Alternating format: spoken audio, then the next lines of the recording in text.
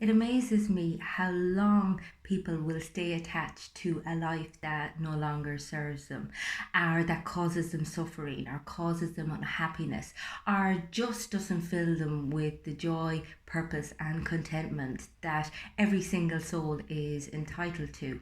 And I think one of the reasons we tend to attach ourselves to circumstances that aren't necessarily reflective of who it is that we want to be is familiarity. I mean, basically, we stick with what's familiar. It feels safe to us because we've been doing it so long. And despite the fact that it doesn't necessarily make us, anyways, happy or doesn't make us feel, anyways, fulfilled, we stick with it. And this isn't necessarily our fault. This is how our brain functions. I mean, ultimately, it's designed to keep us alive. It doesn't give a shit whether or not we're happy. Consequently, it'll keep us in a state of predictable misery as opposed to stepping out into the unknown, stepping out of the comfort zone. Likewise, we have a fear of, kind of stepping away from a life that we know, even if that life is no good for us. Because ultimately, it is scary to take a chance, it is scary to take a risk. However, we all have potential to live the highest life possible. We all have potential to be conscious, to be present, to be filled with joy and creativity, and to connect with others. But we also have as much potential to be jealous, to be unkind, to be aggressive, to get bogged down in, the day-to-day stuff that really doesn't matter all that much. And I suppose it's about what we choose to pay attention to. And I would always encourage people to ask themselves two questions. And one of those questions is, what matters to me? What matters the most? What are my values? What do I want my life to reflect? What do I stand for? And then another of those questions is, what am I not willing to feel, or what am I not willing to acknowledge? And this can be a really insightful one. It's really good to write it down and to ponder on it and reflect on it a little bit, because it can be really telling about certain circumstances. Oftentimes we know we're in a relationship or we're in a career that we know just isn't going the direction that we need to go in, and yet we stay in it because we just can't seem to recognize the feelings of letting it go and what that's going to cause us, and the short-term suffering that we're going to experience in that interim phase as we make the change.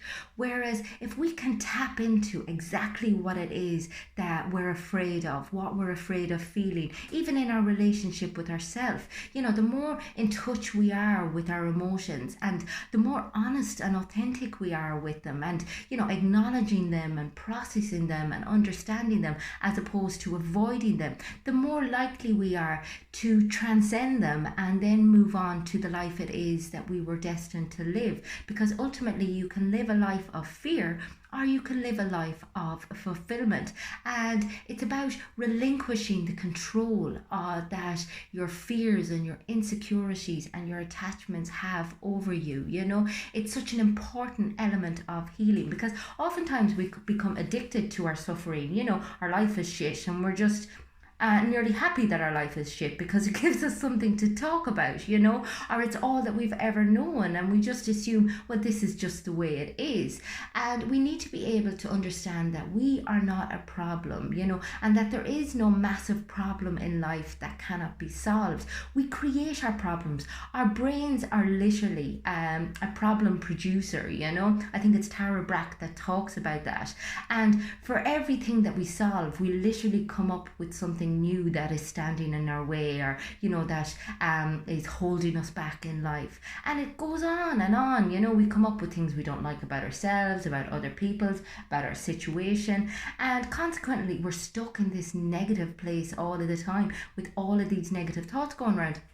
And it's very much about learning how to come out of that, I suppose, nest of thoughts that you have going on up there, and bring everything right back down into the body. Learn to experience the body as it is, because we've switched off from listening to our heart and to our gut and to our intuition. And generally, all the answers that we're looking for are inside of us. When we create a space for love and for forgiveness and for compassion for ourselves and for other people, there's not as much room for anxiety and for anger and for resentment, and we can start setting intentions for a better life, because ultimately, I mean, no one's going to change overnight, and God knows I know, because I've been trying to change my entire life, and I'm still very much on the journey, but my intentions are there. I have this burning desire to be a more evolved person. I want to radiate benevolence and kindness and mercy and forgiveness. And I find it hard, because I have all of this conditioning, I have all of these self-limiting beliefs, I have all of these voices that very much tell me very convincing stories about myself, about other people, and it's not easy. But as I said, I have this underlying desire to be pure in my thoughts and in my emotions, to honor who I am, honor who other people are, honor the life it is that I get to live, and to reach my full potential, to develop my essence as a person, to move out of a state of self-centeredness and into a state of aliveness and very much beingness, and just a state of contentment. And I think that's available to all of us. As I said, every single day we have a choice, and sometimes we make the wrong choice, and that's okay. However, as long as we are reflecting and kind of meditating to get in touch with where it is that we need to change direction, or what it is that we need to do differently, you're on the right path.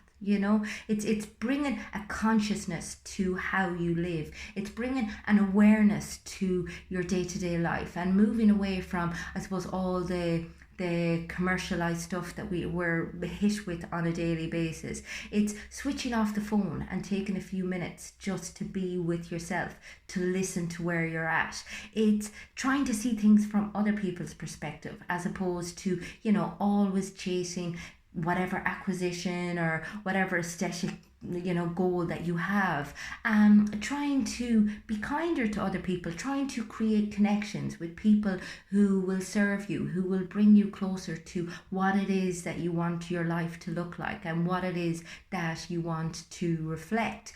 And as long as you are making these conscious decisions as regularly as possible, as long as you are being awake and aware and trying to accept things the way they are, as opposed to fighting against your reality, you will notice a difference. And it's so subtle to begin with, but you will evolve. You will begin to understand yourself a little bit better, and consequently be able to connect with others a little bit better, because you understand some of the suffering that they go through too.